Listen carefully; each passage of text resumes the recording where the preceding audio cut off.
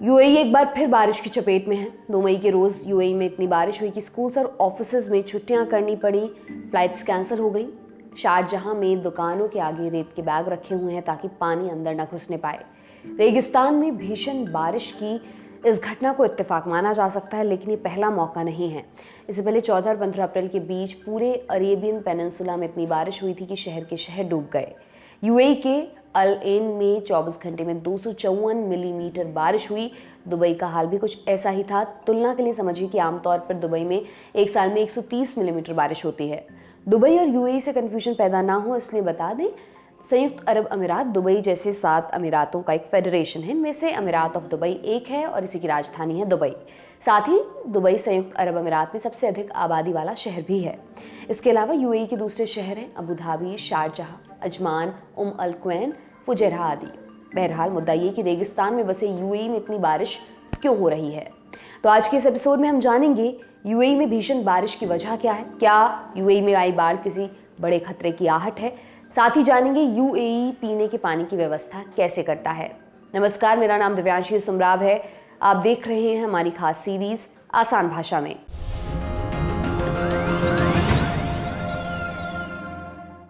सबसे पहली बात यूएई में आई बाढ़ की। भारत में अक्सर जब भी बाढ़ की बात होती है तब इसका रिलेशन किसी नदी में पानी बढ़ने से होता है। जैसे पिछले साल दिल्ली में बाढ़ आई जब यमुना में पानी बढ़ गया और दिल्ली के रिहायशी इलाकों में घुस गया। ऐसा क्यों होता है, इसकी 2 वजहें हैं। प्रॉपर ड्रेनेज सिस्टम की कमी। ड्रेनेज सिस्टम यानी किसी शहर के अंदर पानी को एक प्रॉपर तरीका अपनाकर शहर से बाहर निकालना। दूसरी एक बड़ी वजह अचानक से महीने या साल भर की बारिश 1 या 2 दिन में ही हो जाना। ऐसी कंडीशन में ड्रेनेज सिस्टम चाहे कितना भी अच्छा हो फिर भी शहर में बाढ़ आ जाएगी।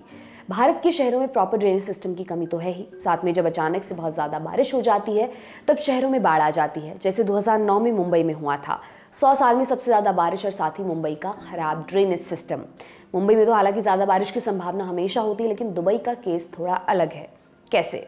दुबई में औसतन एक साल में 90 मिलीमीटर से लेकर 100 मिलीमीटर के बीच बारिश होती है, लेकिन 14 अप्रैल की रात से लेकर 15 अप्रैल की शाम तक यानी कि लगभग 24 घंटे में दुबई में करीब 142 मिलीमीटर बारिश होगी। माने 24 घंटे में दुबई में उतनी बारिश हुई जितनी 1.5 साल में होती थी।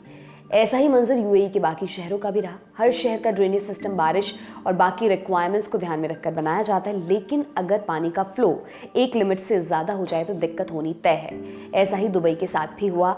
1.5 साल की बारिश लगभग 24 घंटे में हो गई। इस वजह से दुबई के घरों में पानी भर गया, सड़कों पर गाड़ियां पानी में डूबी दिखाई दी। दुबई के फेमस दुबई मॉल और मॉल ऑफ एमिरेट्स में भी जल भराव हुआ। सरकार ने इस पर तुरंत एक्शन भी लिया। टैंकर, ट्रकों का इस्तेमाल करके पानी निकाल दिया गया। मतलब समस्या अभी के लिए टल गई। लेकिन ये सवाल अपने आप में बहुत बड़ा है कि रेगिस्तान में आखिर इतनी बारिश कैसे हुई कि बाढ़ आ गई।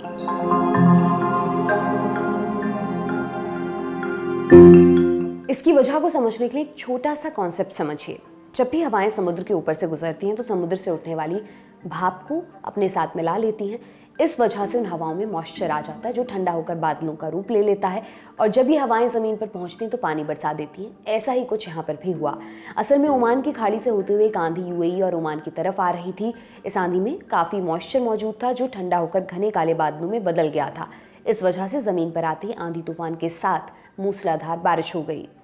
एक्सपर्ट्स ने मुख्य तौर पर इसकी 2 वजहें बताई हैं। कुछ एक्सपर्ट्स का मानना है क्लाउड सीडिंग के कारण हुआ है, और कुछ एक्सपर्ट्स का कहना है कि ये सब क्लाइमेट चेंज का प्रकोप है। दोनों को बारी बारी से समझ लेते हैं। सबसे पहले बात क्लाउड सीडिंग की। बरसात बढ़ाने का एक इंसानी जुगाड़। इसमें एक एयरक्राफ्ट से सिल्वर आयोडाइड और कुछ दूसरे केमिकल्स के मिश्रण को बादलों के ऊपर छिड़का जाता है। इससे बनते हैं ड्राई आइस के क्रिस्टल्स। ठोस कार्बन डाइऑक्साइड को ड्राई आइस कहते हैं क्योंकि बर्फ पिघलकर पानी नहीं बनती, सीधे गैस बनती है। बादल की नमी इन्हीं क्रिस्टल्स पर चिपकती है और बादल भारी हो जाने पर बारिश होती है। इस प्रक्रिया से बारिश में हर साल लगभग 10% से 30% की बढ़ोतरी हो सकती है। लेकिन यूएई ऐसा करता क्यों है?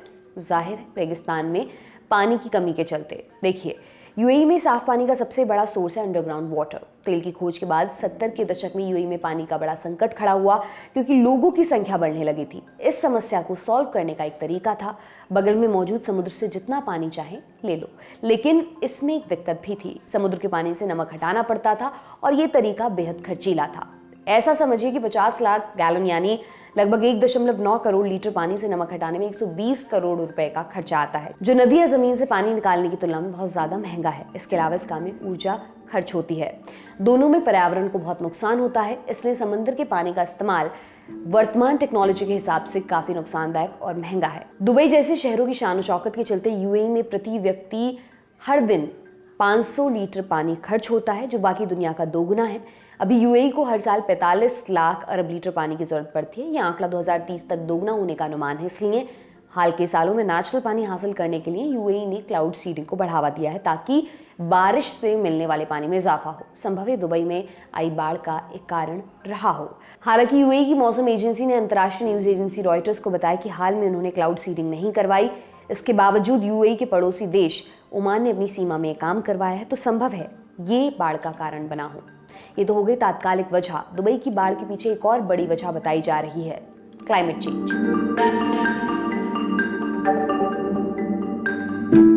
इंडियन एक्सप्रेस में छपी एक रिपोर्ट के हिसाब से इसके पीछे धरती का बढ़ता तापमान एक बड़ी वजह हो सकती है। तापमान के बढ़ने से समुद्रों नदियों से पानी का इवापोरेशन बढ़ जाता है, यानी इसकी वजह से हवा में मॉइस्चर बढ़ जाएगा। इसी रिपोर्ट में जिक्र है कि कुछ ऐसी रिसर्च भी सामने आई है जिसमें पता चला है कि 1 डिग्री सेल्सियस तापमान बढ़ने से हवा में करीब 7% मॉइस्चर बढ़ जाता है। ये गणित में देखने में बहुत कम लग रहा हो, लेकिन इसकी वजह से आंधी तूफान की फ्रीक्वेंसी बढ़ जाती है, बारिश की मात्रा बढ़ जाती है, धरती का तापमान बढ़ रहा है। ये बात किसी से छिपी नहीं है। हाल ही में आई WMO की एक रिपोर्ट ने भी इसी विषय को उठाया था। WMO यानी वर्ल्ड मेट्रोलॉजिकल ऑर्गेनाइजेशन, ये संयुक्त राष्ट्र की एक संस्था है जो क्लाइमेट और मौसम से जुड़ी चीज़ों पर काम करती है। इसकी रिपोर्ट में 2 बातें मुख्य तौर पर सामने आई। पहली, इतिहास में जब से तापमान की रिकॉर्डिंग होनी शुरू हुई, साल 2023 सबसे गर्म वर्ष साबित हुआ। दूसरी बात, इसी साल लू, बाढ़, सूखा और तेजी से बढ़ते साइक्लोन्स की संख्या ने काफी तबाही मचाई। लाखों लोगों की रोजमर्रा की जिंदगी अस्त व्यस्त हो गई और कई अरब डॉलर्स का आर्थिक नुकसान हुआ। WMO के अलावा IPCC की रिपोर्ट में और भी ज्यादा चौंकाने वाली बातें सामने आई हैं।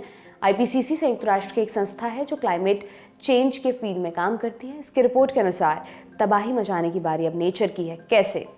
पिछले 50 सालों में इतना कार्बन एमिशन हुआ है कि साल 1750 के मुकाबले धरती का तापमान 1.1 डिग्री सेल्सियस बढ़ गया है। इसकी वजह से ग्लेशियर्स पिघल रहे हैं और कुछ इलाकों में बारिश इतनी बढ़ गई है कि बाढ़ आ जाती है। ऐसी घटनाएं हालिया सालों में बढ़ रही हैं। दूसरी बात ये सामने आई है कि साल 2100 तक धरती का तापमान 3 डिग्री सेल्सियस बढ़ सकता है। अगर ऐसा हुआ तो दुनिया के सारे ग्लेशियर पिघल जाएंगे, दुनिया की 50% आबादी को पानी नहीं मिलेगा, 14% लोगों को भयानक लू का सामना करना पड़ेगा, सारे द्वीप डूब जाएंगे और जानवरों और पेड़ पौधों की कई प्रजातियां नष्ट हो जाएंगी। तीसरी बात और भी ज़्यादा अहम है। इस रिपोर्ट के हिसाब से भारत में और बड़ी दिक्कत होने वाली है। जिस तरह से प्रदूषण बढ़ रहा है, भारत में 2050 तक 40% लोगों को पानी की किल्लत होने वाली है। साथ ही में समुद्र के पानी का लेवल बढ़ने से मुंबई, कोलकाता, चेन्नई, गोवा और पुरी जैसे शहरों को बड़ा खतरा है। यूएई में आई फ्लड बस एक इंस्टेंस है, लेकिन ये आने वाले वक्त के लिए बड़ी चेतावनी भी है। अगर क्लाइमेट चेंज पर काम नहीं किया गया सक्रिय रूप से तो कई बड़ी समस्याएं हमें होने वाली हैं। यूएई एक समृद्ध देश है, लेकिन दुनिया में कई ऐसे देश हैं जो आर्थिक रूप से बहुत कमज़ोर हैं। अगर ऐसी विपत्तियां इन देशों पर आती हैं तब तबाही का मंजर कल्पना से भी परे हो सकता है। आप इस पर क्या सोचते हैं हमें कमेंट बॉक्स में ज़रूर बताएं। बहरहाल आज के एपिसोड में इतना ही। ये तमाम जानकारी आपके लिए इकट्ठा की थी हमारे साथी आकाश सिंह ने। देखते रहिए दी लल्लन टॉप। बहुत बहुत शुक्रिया।